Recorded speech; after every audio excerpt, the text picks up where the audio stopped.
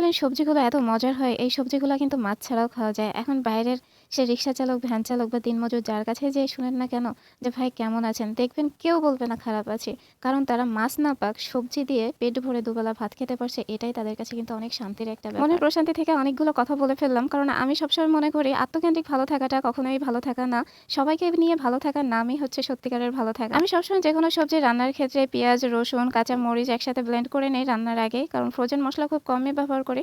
তো সেম আজকেও করছি, করে মসলাটাকে ভালোমতো কষিয়ে নিয়েছি। কষানোর পরে যে আলুগুলা কেটে রাখছিলাম ছোট, ছোট করে, সে আলুগুলা দিয়ে দিয়েছি। এখন আলুটাকে একটু পানি দিয়ে জাস্ট আধা সেদ্ধ করে নিব। যেহেতু টমেটো দিব, আর টমেটো দেওয়ার পরে যদি আমি আগে টমেটো তাহলে কিন্তু আলুটা খুব ভালোমতো সেদ্ধ হবে না। এই কারণে আমি একটু পানি দিয়ে আলুটাকে আধা সেদ্ধ করে নিলাম।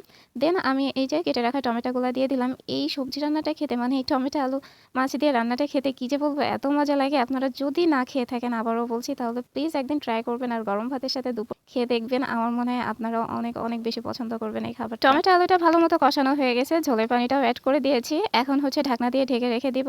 দেন এটা যখন ভালো মতো সবকিছু সেদ্ধ হয়ে যাবে, তখন এর ভিতরে আমি মাছ অ্যাড করে দিব। আমি খুব বেশি একটা রেসিপি শেয়ার করি না, কিন্তু কিছু কিছু খাবার আছে যেগুলো, যেমন আত্মীয় স্বজন আসলে এই রান্নাটা আমার করে খাওয়াতে তাদেরকে মন চায়, তেমনই আমার আপু ভাইদের সাথে এই রান্নাটা কেন জানি না শেয়ার করতে মন চাইলো, তাই শেয়ার করে দিলাম।